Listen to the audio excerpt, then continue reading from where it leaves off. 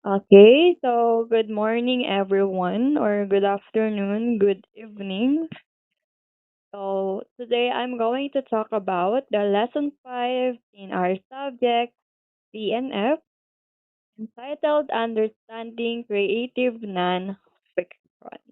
Okay, so I hope you will watch this video recorded lesson until the end because this topic is included in your written examination part 2. The end of this lesson, you should be able to compare and contrast the different forms and types of CNF and explain the relationship of elements and ideas found in various forms and types of CNF. Son, what comes to mind when you hear the word creative nonfiction? I know you will answer me that, Mom, creative nonfiction, it is always based on fact. It is always based on real events or real people. Yes. So according to Oxford English Dictionary, nonfiction is prose writing that is informative or factual rather than fictional. So nonfiction is prose writing, meaning prose writing it is written in a sentence form or paragraph form and not in poetry or not in poetry form, no?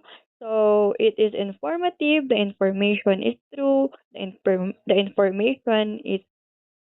information can be verified and rather than fictional. So it is not made up on imagination.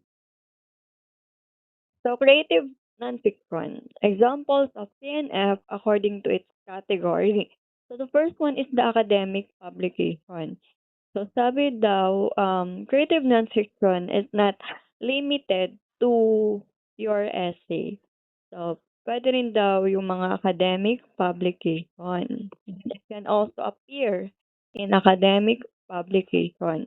So, the first type of CNF according to based on academic publication is the academic paper.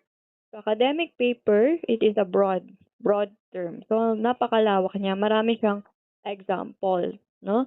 It is referring to any scholarly writing. So, when we say scholarly writing, uh, we might we may say uh, we may say it is written by experts. It is written by students, by researchers, or by many scholars to present research to explain ideas or to analyze topics. So it can be short or long, covering essays or research paper. So sabi natin, academic paper is always factual, no? It is based on facts. But how can we say that it is creative nonfiction? So, academic paper are usually formal and factual, but they can still be considered creative nonfiction when the writer used storytelling and we explain information in an engaging way. So, hindi naman tayo basta sulat lang ng sulat na eto according to, but we also use storytelling. May cohesion pa rin, may coherent pa rin, maganda pa rin yung flow ng ideas. Meaning, the writer used clear storytelling to explain points, to explain an information. So, academic paper, it could be an essay or research paper. Yung mga sinusulat ninyo sa school, lahat ng sinusulat sa academe, like essay, critics, research paper, ano pa ba? Yung, yung mga essays ninyo, puro essays. Okay, next one is academic article. So, academic article, research paper published in academic journal according to academic discipline. So, it is also a type of creative nonfiction that presents original uh, research. Yan. So, it is published in academic journal. So it is usually peer reviewed and follow a strict format. So academic article daw ay nire-review din ng ibang experts in the same field to evaluate your work or to evaluate their work to ensure the accuracy, to ensure the validity and credibility. Because of this process, academic articles follows a strict format and it uses formal, objective language. So there are parts of academic article. So as you can see in the picture, meron din yung abstract, may introduction, may methodology, may results and discussion and conclusion. So, yung mga academic articles, yung ginagamit nyo 'to kapag naghahanap kayo ng mga related studies. Next, we have thesis. Thesis, usually 30 to 100 pages of research. So, usually submitted to master's degree and it requires a defense before a panel of experts. So, a thesis is a formal academic work that presents original research. Yan. So, mas ano siya, mas malalim. Yan. Mas mahaba compare sa research nyo ginagawa ngayon. And ginagawa ang thesis ng mga college or undergraduate and mga magma-master. So, thesis. Ayan ay nire-require ng bawat university, ng bawat institution bago ang makagraduate. Yes. Next, we have dissertation. Dissertation, a more in-depth research document required for a doctoral degree. So it is extensive, no? It is highly detailed research document. So nire-require naman to para sa mga nag-PhD, yan, nagdo-doctoral or tinatawag nating ano yun, doctors in philosophy. Yan. Ganyan. So it represents a significant and original contribution. So ang goal naman ng mga nagpi-PhD ay makapag-share ng bagong knowledge sa specific field or sa particular academic field. So it requires extensive research, data collection, and analysis followed by a defense. Next is literary criticism. So literary criticism, it is evaluation, analysis, description, or interpretation of literary works. So literary criticism is also a type of creative nonfiction that involves evaluation. Ini-evaluate natin or ini-interpret natin yung iba't ibang literary works such as novels, such as poems, yung mga plays, or yung mga short stories natin. So the end of literary criticism is not fault finding but truth. So unlike casual opinions or reviews, literary criticism is scholarly, meaning kahit magbigay tayo ng opinion, it is evidence-based para mas ma-understand natin yung pinaka-deep meaning ng particular literary works. And ang goal niya ay hindi mang-judge or hindi hanapin yung mali sa isang work. Pero our goal is to seek truth, to seek meaning and insight in literature. Yan. So anong ginagawa ng mga critics o yung gumagawa ng mga literary criticism? So they explore the elements of the short story. Yung mga characters niya, yung plot, yung theme, yung style ng writing, yung mga symbolism. So they work together and and paano yun mare-reflect sa culture natin, sa society natin. So literary criticism, hindi siya tungkol sa paghahanap ng mali. Okay. So examples of creative nonfiction based on technical documents. So meron tayong mga examples ng technical document na matatawag din pala natin na CNF or creative non-fiction. So the first one is instructional. Yan.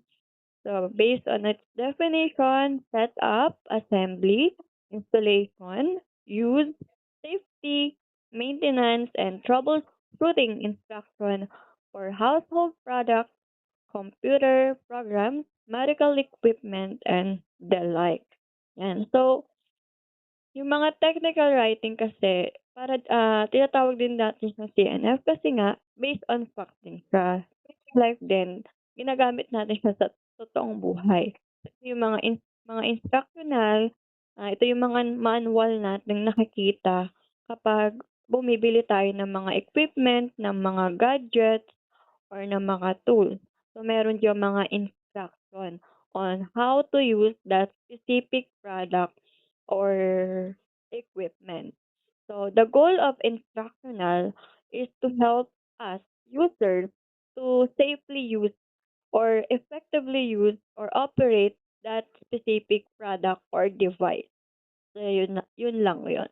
So, kapag may nakita kayong booklet na merong instruction, so yun. Example po yan ng technical writing sa instructional, sa CNF. Yan. Next, we have the self-help guide. So, home improvement, home decorating, cooking, health and fitness, pet care, crafts, business, travel, language, and the like. So, anong pinaka-goal ng libro na to or ng CN Creative Nonfiction na self-help guide? So, ang pinaka-goal niya is to provide us practical advice, practical strategies, or instruction to help us readers to improve our lives, to improve our skills or knowledge. Yung nauna kasi na instructional, ano siya, medyo strict. Kumbaga, susundin talaga natin. But these self-help guides are often motivational. It is also engaging and it's easy to follow. It has factual information with practical tips. Makakatulong tong mga libro na 'to or yung mga self-help guides para ma-improve natin yung sarili natin, yung mga skills na gusto pa natin i-enhance, ayan. Next, we have project proposal. So, project proposal, it is detailed description of a project, usually a business plan or a grant proposal. Includes the goals and objectives of the project, logical and logistical plan, resources, strategy, and budget outlay. So, project proposal, uh, detailed siya. So, ginagamit natin siya when we are proposing a project. Examples yung mga business plan natin, no? Kailangan explain natin kung ano yung specific product na yon, ano yung objective mo, paano yun makakatulong. So, project proposal. So, nandito yung pinaka-plano ninyo. Nakalagay ang goals and objectives. So, ginawa nyo naman to dati nung kayo ay grade 11. Yan. So, next we have resume, CV, and cover letter. Resume, ginagamit yan kapag nag-a-apply tayo ng trabaho. Cover letter, application letter, and I know naranasan niyo na yan when you yung sa ano niyo tawag dito, sa immersion, 'no? So, curriculum vitae, yan.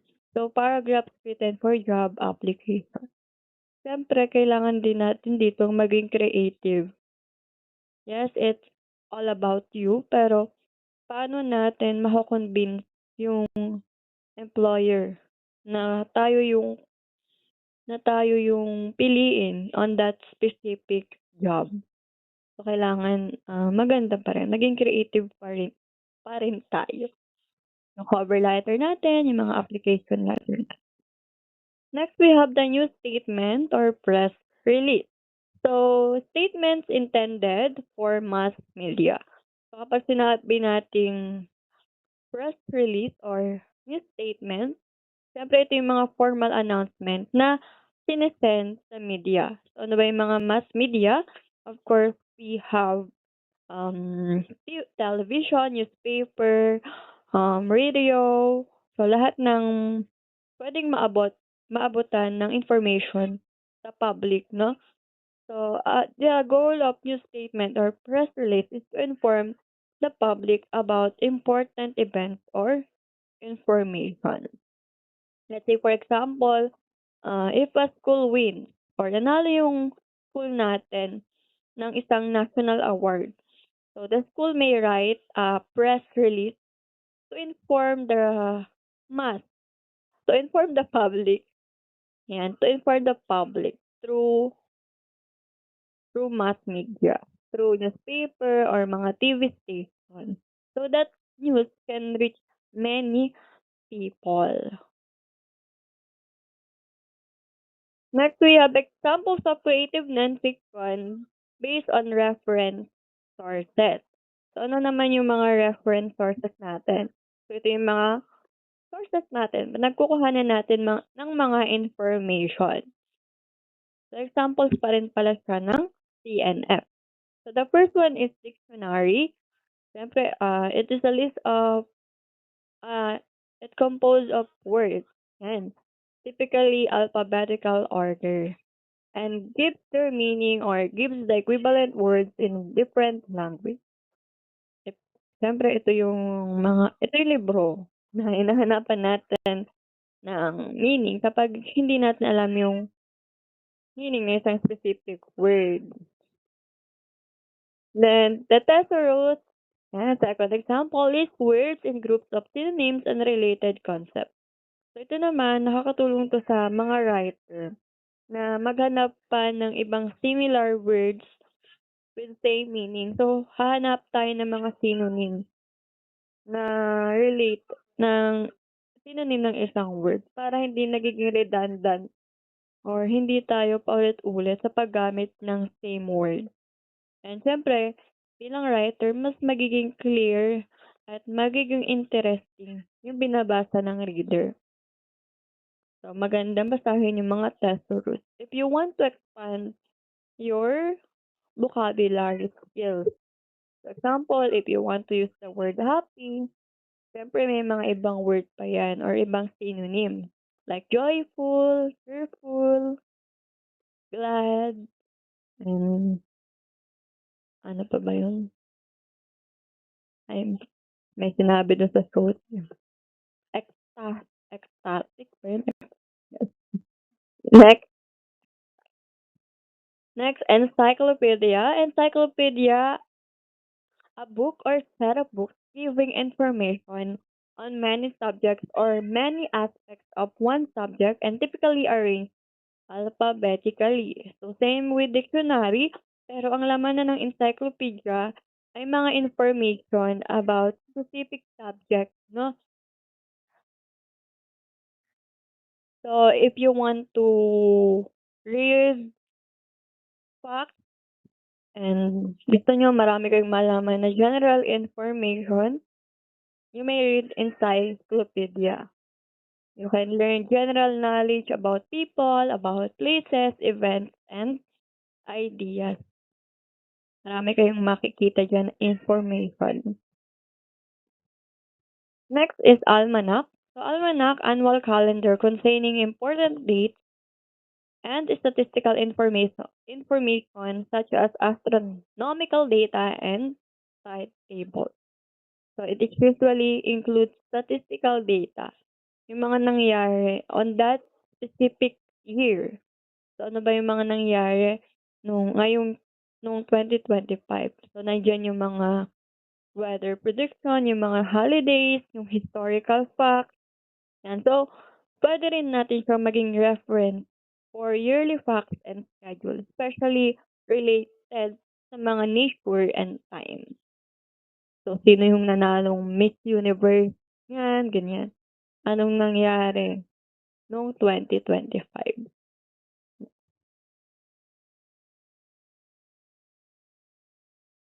Next, we have Atlas.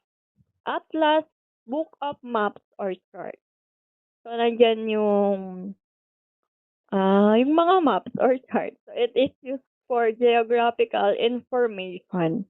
Nandyan yung mga country, yung yung city, yung border, yung ocean, yung mga rivers and mountains ng isang specific na lugar or country. So, ilan yung population, ano yung climate doon. And that's the end of our lesson.